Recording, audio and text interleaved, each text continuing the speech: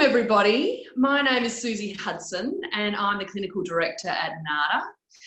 And I really would like to start by acknowledging the traditional owners of the land on which we're meeting today. NADA is home on Gadigal land, but wherever you are on Aboriginal land, and I'd like to pay my respects to elders past, present and to future generations. Thanks for joining us today. We're really wanting to find out from our NADA members, so that is specialist drug and alcohol providers from the NGO sector in New South Wales, and hear from them about how their clients are going, how their services are going in this time of COVID-19 and how they're responding. And joining me today, we're very happy to be welcoming two incredible people from DAMEC, the Drug and Alcohol Multicultural Education Centre. They're providing counselling and research, particularly supporting culturally and linguistically diverse background people from a range of different cultures. And joining me today is Deputy CEO Yasmin Iese and our very good friend Ngyun, and she is one of the senior bilingual clinicians who works and provides counselling and support and also supervises staff at DAMEC. So welcome to you both. Thank V you. and Yas. Thanks, Susie. Good to be here. Great. So what I wanted to ask you both is what you've been finding out there supporting your clients. What are some of the unique challenges that people from culturally and linguistically diverse backgrounds are facing here in Australia? How are they responding in terms of what's happening in terms of COVID-19? What are some of the unique challenges for them? Yas, I might throw to you first. Yeah, I was looking at V. I think for us, and in terms of, because my perspective is always an overall perspective of the entire team, is that it's obviously the pandemic has placed forefront. And V can verify this in terms of a lot of what our clients are worrying about, and not necessarily, and correct me if I'm wrong, V, not necessarily the actual COVID-19, but just all the social restrictions, the Centrelink, job worries, and access to children and the rest of it that we've obviously been dealing with prior to COVID-19. So this has all sort of become at the forefront of our of the service we're providing. And what I can get from most of the team is that our services are we've had to sort of shift our approach to be more centered around we're going to explore this further, but around a brief intervention kind of crisis mode,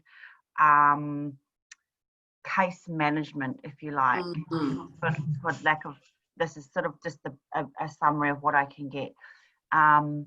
Because of the pending COVID-19 and all the impacts that it's had for the different impacts that it's had on our clients. And councils are saying that they're having to sort of be, doctors, advisors, lawyers, caseworkers. Yeah.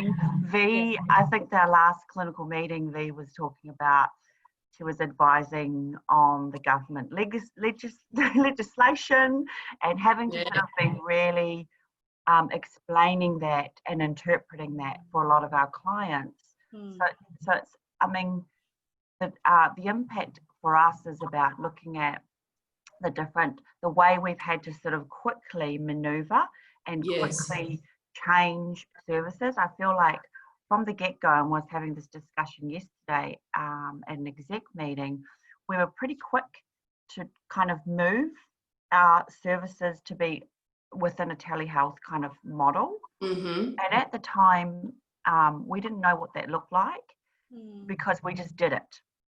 And everyone just moved. It was kind of like 1 minute we were in the office, the next minute we were closing down.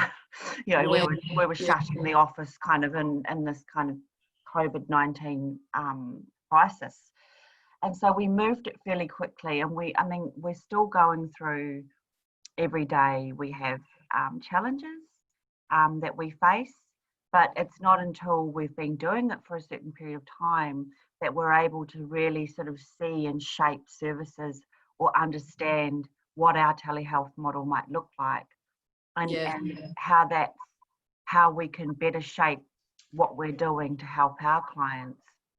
I mean, because obviously our communities have needs of language and interpretation and translation and all the rest of it, on top of drug and alcohol, mental health, and just your child protection issues and the rest of it. So for us, I feel like the counsellors are just kind of really juggling and holding our clients. I mean, if you want to talk, V, or add to your experience with your clients. Yeah, absolutely right, Yasmin.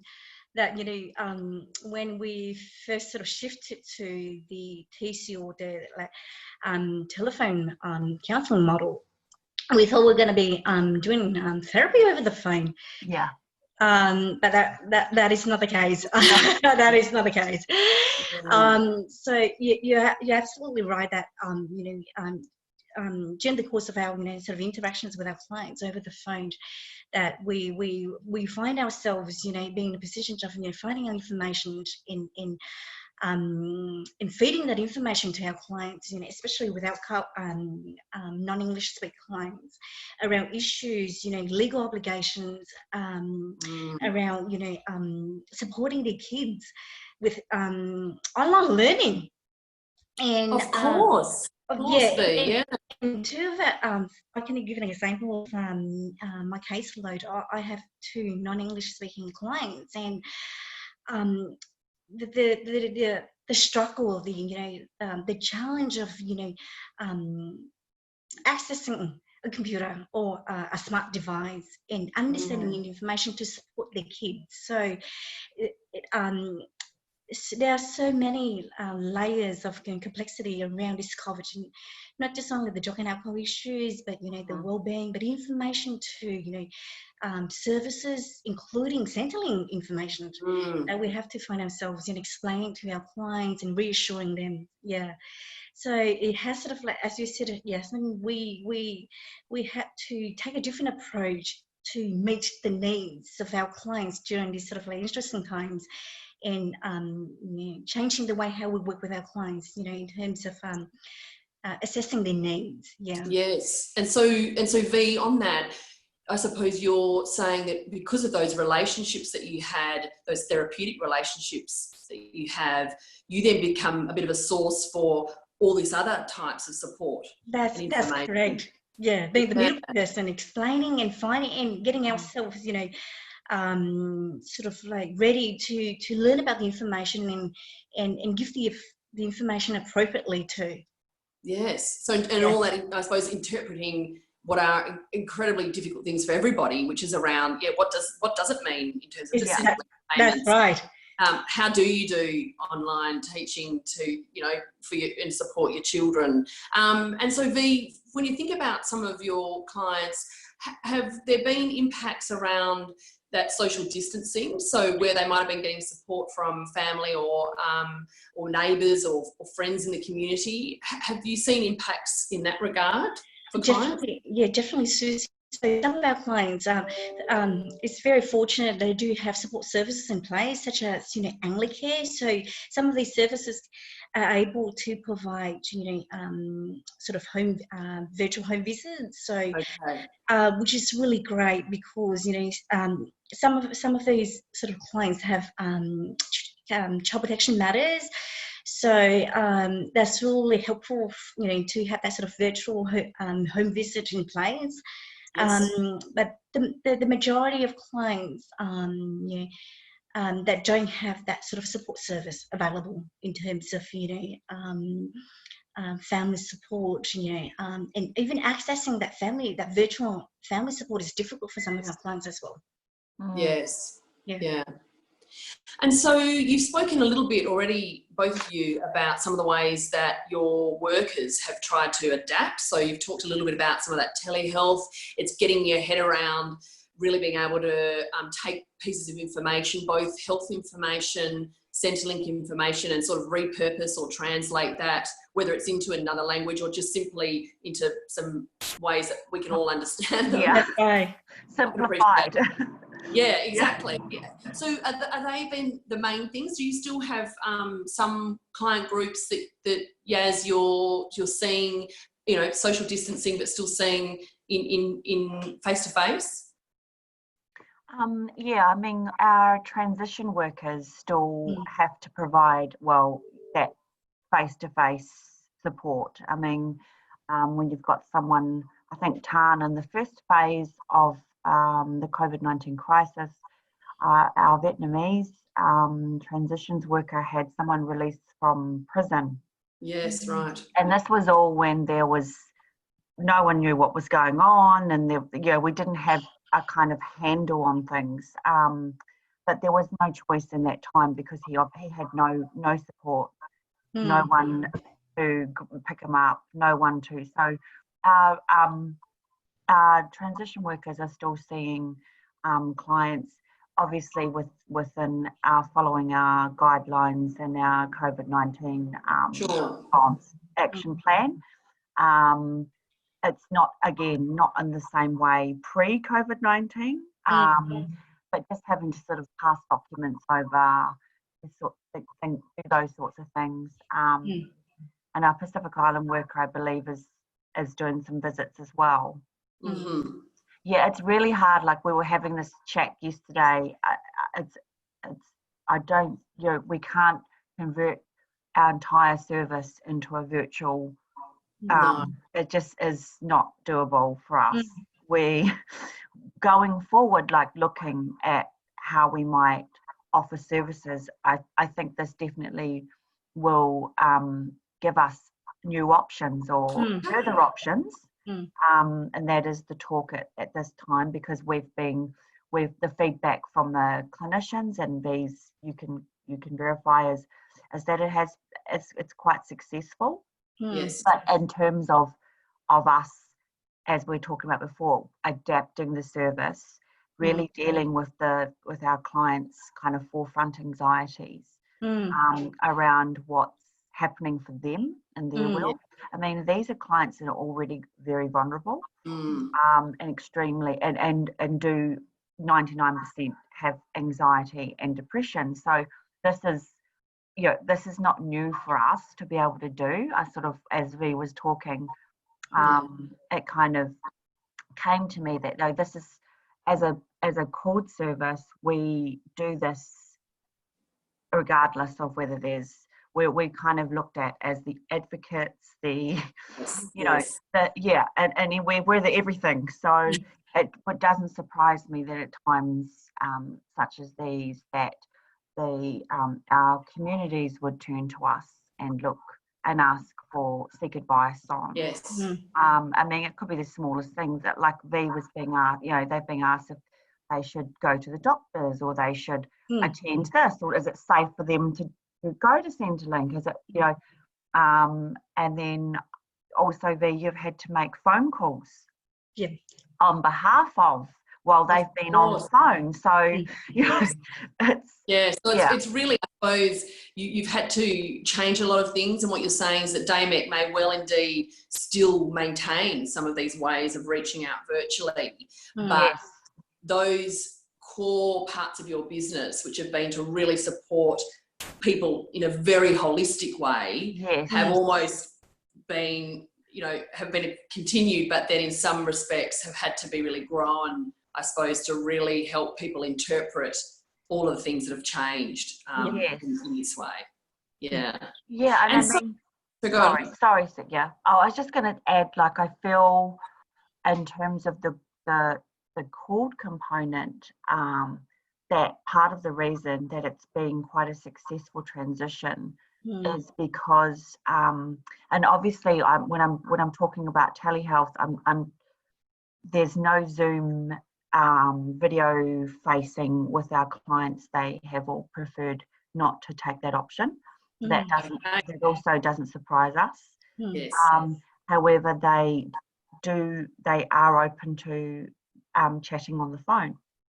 And so for a lot of our clients, this is far more convenient in terms of transport, trying to find their way to an office, being put onto, you know, having other things in this, like having child visits and trying to have children in the background and then come and do the counselling session, and I mean all the other things that they balance. So I feel like this is being feedback from our community that they actually prefer us to give them to be in a telehealth model.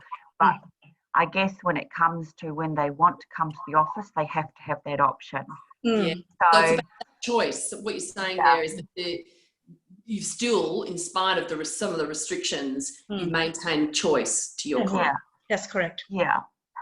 Yeah. And I mean, there is being also, I mean, you can correct me if I'm wrong also, just with the called and the video, it's not, I mean, for us in a cultural sense, we wouldn't be on videos and we wouldn't be showing our face in this sense. It's a different cultural understanding. So even for V and myself to kind of be on video and be looking and be sharing ourselves, it's a different thing, a different experience for us, because it's not in our cultural backgrounds to do this. But so we would definitely understand why our clients, even if if there was a group meeting, they have opted to have videos off. So it's just, it's for them, it's a preferred just to be able to talk over a phone. Yes. I mean, the one thing that we've kind of, what's being noted is just sort of getting our clients in that space of understanding that it is a session, and you know, that's our next kind of at our clinical meetings, that's our chat. So we're at that stage where we're kind of looking at you know, counsellor client code of conduct and etiquette and the rest of it, and putting it out there. So that brings me, I suppose, to my last question, which is really about those service changes, and you both, and in terms of how staff are looking after themselves. So you've spoken a bit about some of that reflective practice through supervision, and V, you spoke a little bit about that. When you're supporting some of your staff, V, what have been some of the things that they've been doing to keep themselves safe and healthy? I guess sharing, sharing sort of messages across, among us, and checking with each other, and sharing of information that would be beneficial to the team in terms of services out there, or ways of supporting our clients and ways of supporting ourselves. Yeah, isn't that interesting, V? Because we often, it's very hard. We often, the way we support ourselves is to feel like we're doing the best job we can be doing. And so that, as you describe, when you know what services there are, you're able to think about how could we be doing our jobs better. And so sharing messages too, V, is that of things that are going on that are going well, or is it some funny messages? How do you sort of keep things, keep ticking along for yourself? Sure, and Yasmin, you can add, your viewpoint on this as well.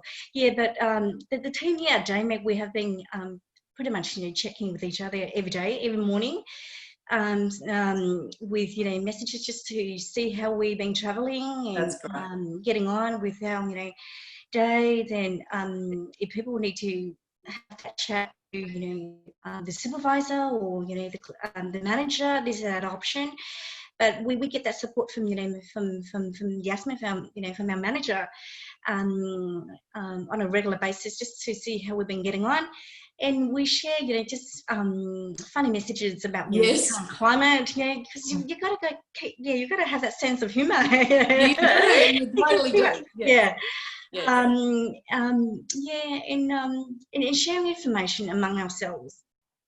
I mean, there was we have every morning, Susie, we've got a little text huddle group. Fantastic. Myself and the clinical team, and so every morning we'll get up and we'll say good morning to everyone, and normally there's a couple of jokes shared in between that, you know, and then we all just say sort of how we're going and where we're going to be at today. And I believe that transition worker Ben last week sent through this funny picture because we just received our masks. So he had these masks on and he was doing some kind of a disco move, sending it through to us, and he said, "Just call me Dr. Ben." You know, so we do, yeah, we joke around.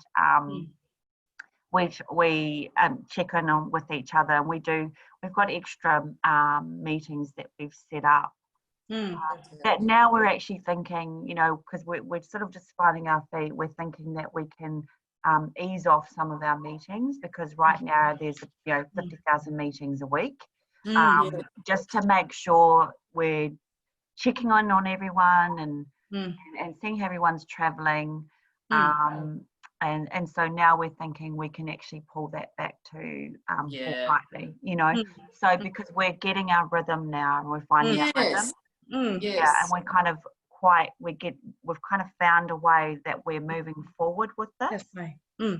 And now we're able to sort of really shape services around it. So at the beginning we just kind of went with, like V said, we thought we could just switch therapeutic services over. And do our therapy online. That's it. And I mean, and understanding too now that we've talked about doing some training. So the team is going to do some training on providing online therapeutic support. Fantastic. Because it's just a whole different skill set. There's a whole range of different components that you have to take into consideration. It's not the same as sitting with your client face to face. You can't see, like V, I think you've shared a few times, the fact that you can't see their body language, and you can't see, because obviously we're on the phone, so we've got no picture.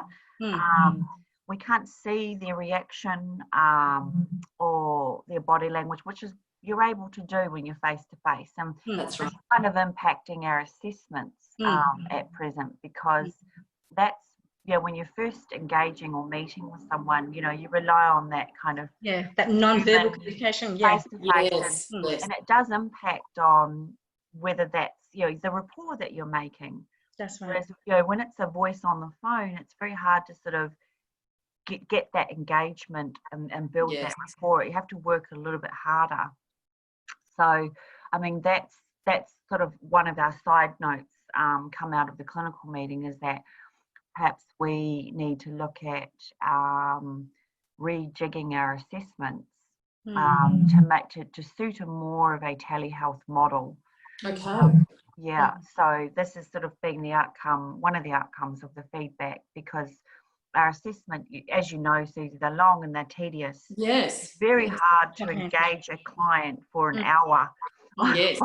And question after question after question. So we are probably going to look at reviewing our assessment and maybe rejigging it to be shaped towards more of a telehealth, be able to still get that information, the valuable information. Yes. I think it needs to be done in short installments.